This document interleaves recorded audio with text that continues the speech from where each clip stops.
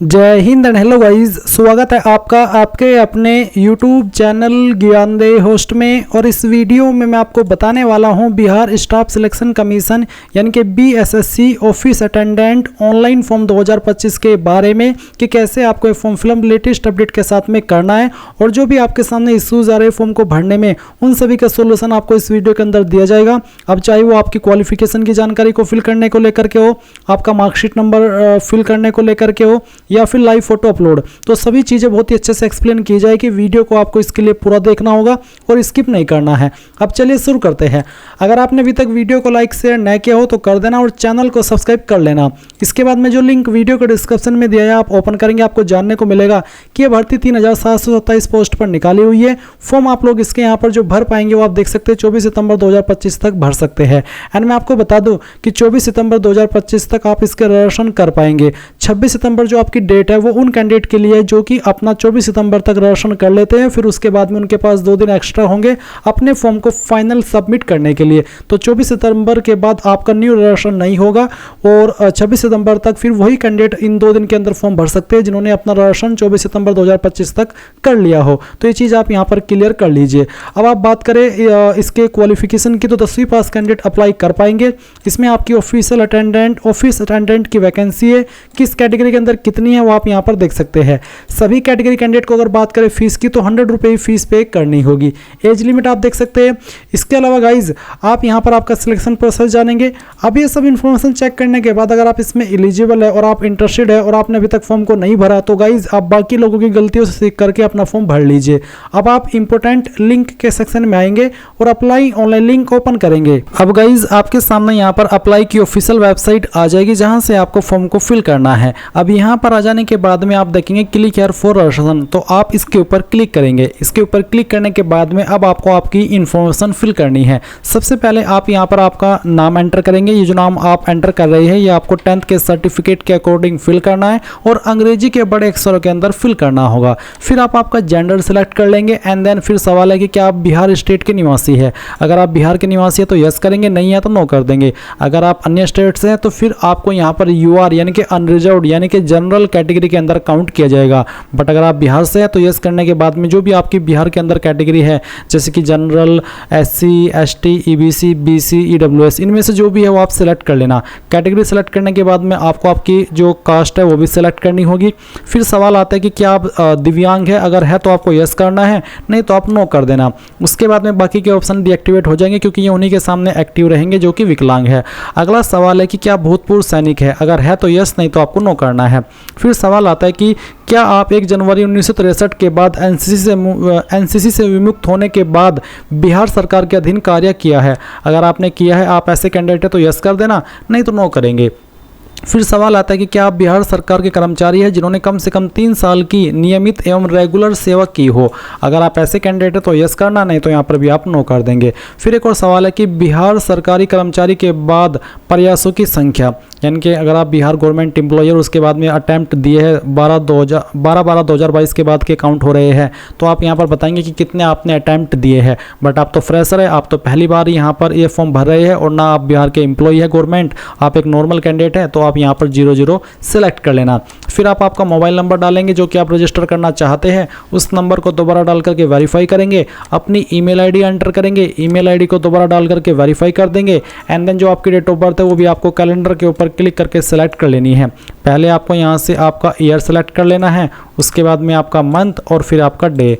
And then ये captcha code डालेंगे। सभी इन्फॉर्मेशन चेक करते हुए सेव एंड कंटिन्यू इसके ऊपर क्लिक करेंगे। अब गाइज आपने जो भी इन्फॉर्मेशन भरी है उसका प्रीव्यू आपके सामने है, आप इन सभी जानकारी को चेक कर ले और अगर आपको लगता है कि कोई जानकारी गलत है तो एडिट के ऊपर क्लिक करके एडिट कर लेना, क्योंकि बाद में इन जानकारी को आप एडिट नहीं कर पाएंगे और फिर पछताएंगे। इसलिए अच्छे तरीके से देख लीजिए और पूरी तरीके से श्योर हो जाने के बाद में आप कंफर्म एंड नेक्स्ट इसके ऊपर क्लिक करेंगे और यहाँ से ओके कर देंगे।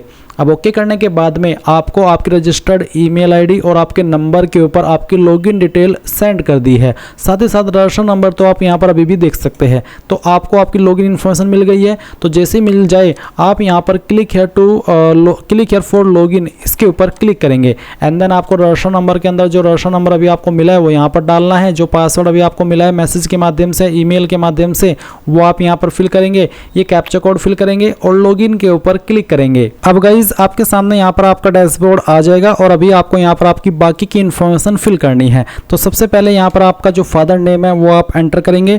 ये नाम भी आपको 10th के सर्टिफिकेट के अकॉर्डिंग भरना होगा। फिर आपको यहाँ पर आपकी माताजी का नाम एंटर करना है एंड देन फिर आप यहाँ पर देखेंगे issue date of domicile certificate. क्योंकि आप बिहार के निवासी हैं तो आपको आपका निवास प्रमाण पत्र का इन्फॉर्मेशन यहाँ पर देना होगा। तो पहले तो बताइए कि किस डेट के अंदर इशू हुआ है। और आपको एक सवाल रहता है कि कितना पुराना होना चाहिए। तो आपका सर्टिफिकेट एक साल से ज़्यादा ओल्ड ना हो, नहीं तो आपको प्रॉब्लम फेस करनी पड़ सकती है।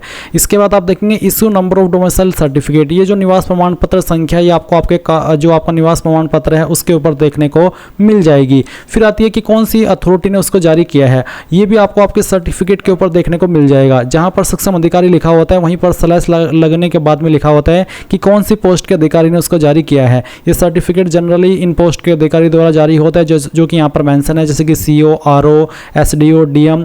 और अगर इनमें से नहीं है आपकी वो पोस्ट जिसने आपका सर्टिफिकेट जारी किया है तो आप यहाँ पर अदर सेलेक्ट करके खुद से फिल कर देना। आपको आपका सर्टिफिकेट चेक करना है जैसे कि मैंने आपको बताया और उस पर देखना है। जहाँ पर मोहर लगी हुई होती है वहीं पर आपको देखने को मिल जाता है कि कौन सी पोस्ट के अधिकारी ने उसको जारी किया है। वही पोस्ट आप यहाँ पर या तो सिलेक्ट कर ले, अगर यहाँ पर न हो तो अदर के ऊपर क्लिक करके खुद से नाम भर दे। अब अगर आप SC ST है या फिर EBC है, BC, NCLC है तो फिर आपको कास्ट सर्टिफिकेट की जानकारी भी सेम वे में भरनी है। पहले आप यहाँ पर कास्ट सर्टिफिकेट नंबर देंगे, उसके बाद में किस डेट में आपका सर्टिफिकेट जारी हुआ है वो डेट सेलेक्ट कर लेंगे। किस पोस्ट के अधिकारी द्वारा जारी हुआ है वो आप यहाँ पर इस तरह से सिलेक्ट करेंगे। अगर आपका सर्टिफिकेट जिस अधिकारी के द्वारा जारी हुआ है वो यहाँ पर नहीं है वो पोस्ट, तो आप अदर के ऊपर क्लिक करके खुद से भर देना जैसे कि भी आपने आपके निवास प्रमाण पत्र की जानकारी भरी है। अब यहाँ पर गाइज आपको कुछ और सवालों के आंसर करने हैं। जैसे कि यहाँ पर एक सवाल है कि क्या आप स्वतंत्रता सेनानी के आश्रित है। अगर है तो यस, नहीं तो आप नो कर देंगे। फिर आप यहाँ पर नीचे देखेंगे नेशनलिटी का ऑप्शन, तो आप इसमें इंडियन सेलेक्ट कर लेना। फिर पूछेंगे कि आपके पास आधार कार्ड है, तो आप यहाँ पर अगर है तो यस कर देना और यस करने के बाद में आधार कार्ड का नंबर डाल देना। फिर पूछा है फोटो पहचान प्रमाण पत्र का प्रकार, आप यहाँ पर इनमें से कोई भी एक ID सेलेक्ट कर लीजिए। अगर आपके पास आधार कार्ड के अलावा कोई अन्य ID न हो तो आप आधार कार्ड सेलेक्ट करके उसी का नंबर आप यहाँ पर दे सकते हैं। और अगर आपके पास आधार कार्ड के अलावा कोई अन्य ID भी है जैसे कि PAN card, passport, driving licence, तो वो आप ID सेलेक्ट कर ले और उसका नंबर आप यहाँ पर फिल कर दे। फिर है identification mark of the candidate, आपकी बॉडी के ऊपर ऐसा निशान जिससे आपकी बॉडी की पहचान होती है। ये निशान आपकी बॉडी के ऊपर कहीं पर भी हो सकता है। ये इसलिए लिया जाता है ताकि आप अपनी जगह पर किसी और से एग्जाम न दिलवा दे। उसके बाद में एक सवाल है कि क्या आपको कभी किसी प्रतियोगिता परीक्षा जैसे कि UPSC, राज्य आयोग, अन्य चयन आयोग से वंचित किया गया यानी कि डिग्रेड किया गया, ब्लैक लिस्ट किया गया है। अगर हाँ तो यस, नहीं तो आप नो कर देंगे। फिर यहाँ पर आपको आपका प्रेजेंट एड्रेस फिल करना है। तो जो भी प्रेजेंट एड्रेस है वो आप यहाँ पर भर देना। एड्रेस के सेक्शन में एड्रेस, फिर आपका विलेज मोहल्ला, फिर आपका पुलिस स्टेशन, उसके बाद में आपका पोस्ट ऑफिस कौन सा है वो पोस्ट ऑफिस लिख देना। अपनी स्टेट यहाँ से आपको सिलेक्ट कर लेनी है और फिर आपकी जो डिस्ट्रिक्ट है वो भी आप सिलेक्ट कर लेंगे एंड देन आप आपका पिन कोड डाल देंगे। और गाइज अगर आपका प्रेजेंट एड्रेस और परमानेंट एड्रेस सेम है तो आप इस बॉक्स के ऊपर टिक कर देना। अगर आपका एड्रेस अलग अलग है तो आप अनटिक करके इस तरफ अपना परमानेंट एड्रेस भर देना। फिर आप सबमिट के ऊपर क्लिक करेंगे। सबमिट के ऊपर क्लिक करने के बाद जो जानकारी अभी आपने भरी उसका प्रीव्यू आपके सामने है। आप अगेन एक बार फिर से इन सभी जानकारी को चेक कर ले। जब आपको लगे कि सभी जानकारी सही है तो प्रोसीड फॉर पेमेंट के ऊपर क्लिक कर दे। अब इसके ऊपर क्लिक करने के बाद में यहाँ पर आपको पेमेंट की इन्फॉर्मेशन देखने को मिलेगी। आप सेलेक्ट कर लीजिए कि आप किस माध्यम से फीस पेमेंट करना चाहते हैं, जैसे कि SBI, ICICI या फिर एक्सिस बैंक, कोई भी आप पेमेंट मोड सेलेक्ट कर लेना। मैं यहाँ पर SBI सेलेक्ट करके प्रोसीड ऑनलाइन पेमेंट इसके ऊपर क्लिक करता हूँ और यहाँ से ओके कर देता हूँ। अब आपको काफ़ी सारे विकल्प मिल जाएंगे पेमेंट करने के, तो आप इनमें से जिस माध्यम का इस्तेमाल करके फीस जमा करना चाहे कर सकते हैं, जैसे कि debit card, internet banking, credit card या फिर UPI। अगर मैं UPI सेलेक्ट करता हूँ तो फिर यहाँ पर मैं UPI QR कोड सेलेक्ट करता हूँ और पे नाउ के ऊपर क्लिक करता हूँ। अब चलिए मैं आपको फी पेमेंट करके दिखाता हूँ। और ये जो मैं फीस पेमेंट कर रहा हूँ ये मैं इसलिए कर रहा हूँ ताकि आप लोग बिना गलती के इस फॉर्म को फिल कर सके। नहीं तो मैं पर्सनली ये फॉर्म नहीं भर रहा हूँ, बस आपको दिखाने के लिए भर रहा हूँ। तो अगर आपको लगता है कि कोई स्पेशल एफर्ट कर रहा हूँ आप लोगों के लिए तो वीडियो को लाइक शेयर कर देना। अब चलिए मैं पेमेंट करके आपको आगे का प्रोसेस बताता हूँ। अब आप यहाँ पर देख सकते हैं कि आपका पेमेंट सक्सेसफुल हो चुका है, और जैसे ही आपका पेमेंट सक्सेसफुल हो जाए तो आप प्रिंट पेमेंट स्लिप के ऊपर क्लिक करके इस डिटेल को प्रिंट कर लेना या फिर स्क्रीनशॉट ले लेना, क्योंकि बहुत ही महत्वपूर्ण जानकारी है। और उसके बाद सेव एंड नेक्स्ट के ऊपर क्लिक करना। अब आपके सामने क्वालिफिकेशन की जानकारी आएगी। अब क्योंकि ऑफिस अटेंडेंट की पोस्ट पर अप्लाई करने के लिए सिंपल 10वीं की क्वालिफिकेशन मांगी है, तो आपको यहाँ पर 10वीं का ही ऑप्शन देखने को मिलेगा। अब आप यहाँ पर सबसे पहले जो भी आपके पास 10वीं के अंदर सब्जेक्ट थे उन सब्जेक्ट के नाम लिख देना। जो भी सब्जेक्ट थे, चाहे आपके पास 5 सब्जेक्ट थे चाहे फिर 6 सब्जेक्ट थे, आपको सभी के नाम यहाँ पर लिखने होंगे। मैं आपको सजेस्ट कर रहा हूँ कि आप इनको अंग्रेजी के बड़े अक्षरों के अंदर लिखिएगा, थोड़ा ज़्यादा अच्छा रहेगा, क्योंकि यहाँ पर सभी इन्फॉर्मेशन अंग्रेजी के बड़े अक्षरों के अंदर आपसे मांगी है। तो आप यहाँ पर सभी सब्जेक्ट के नाम लिख देना। फिर आपको बताना कि किस बोर्ड के द्वारा आपने आपकी क्वालिफिकेशन की है, जैसे कि CBSE board, ICSE board, UP board, Bihar board या फिर किसी अन्य स्टेट का बोर्ड। एंड देन फिर यहाँ पर जो टोटल मार्क्स है वो आप एंटर करेंगे और उसमें जो नंबर आपको आए थे वो आप यहाँ पर डाल देंगे। अब कुछ कैंडिडेट का सवाल आएगा कि सर मेरे नंबर तो CGPA के अंदर है, तो मैं क्या करूँ? तो आपको आपके टोटल मार्क्स को जो भी आपकी टोटल CGPA है उनको मार्क्स में कन्वर्ट करना है, और वो जितने मार्क्स बनते हैं वो यहाँ पर डाल देना। फिर जो आपको प्राप्त CGPA है वो भी आपको मार्क्स में कन्वर्ट कर लेनी है, और फिर वो यहाँ पर आपको मार्क्स लिख देने हैं। देन आपकी परसेंटेज आप आ जाएगी। फिर आप यहाँ पर आपका सर्टिफिकेट नंबर या फिर मार्कशीट नंबर डालेंगे, कब आपका सर्टिफिकेट इशू हुआ है वो डेट भी आप यहाँ पर इस तरह से सिलेक्ट कर लेंगे। एंड देन गाइज यहाँ पर आपको क्या करना है, ये इन्फॉर्मेशन देने के बाद में सबमिट के ऊपर क्लिक करना है। सबमिट के ऊपर क्लिक करने के बाद आपके सामने इन्फॉर्मेशन आएगी। अगर आपको लगता है कि कोई जानकारी गलत है तो आप इसको सही कर ले, नहीं तो सेव एंड नेक्स्ट के ऊपर क्लिक कर देंगे।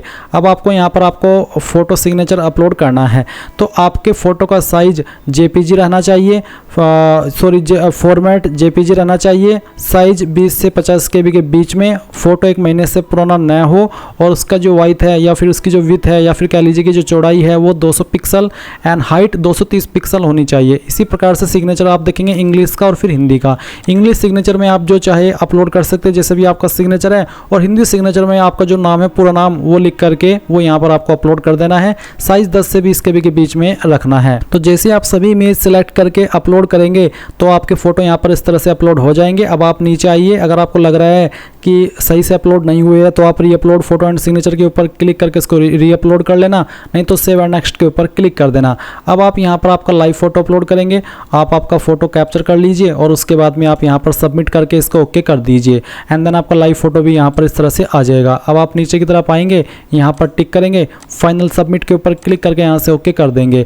और गाइज अब आपको यहाँ पर अगर प्रिंट लेना है अपने पेमेंट का तो वो भी ले सकते हैं। आपकी लॉगिन इन्फॉर्मेशन यहाँ पर दी गई है। साथ ही साथ आप प्रिंट एप्लीकेशन स्लिप के ऊपर क्लिक करके, अगर आपके पास अभी प्रिंटर मौजूद नहीं है तो क्लिक है टू प्रिंट दिस पेज के ऊपर क्लिक करके इसको PDF के रूप में सेव कर लेना और बाद में प्रिंट करा लेना। इस तरह से गाइज आप लोग आपका बिहार स्टाफ सिलेक्शन कमीशन यानी कि BSSC office attendant online form 2025 भर पाएंगे। आई होप ये प्रोसेस आपको पसंद आया होगा। अगर आपका कोई सवाल डाउट रह गया हो तो आप कमेंट के माध्यम से पूछ लेना। Thanks for watching. जय हिंद।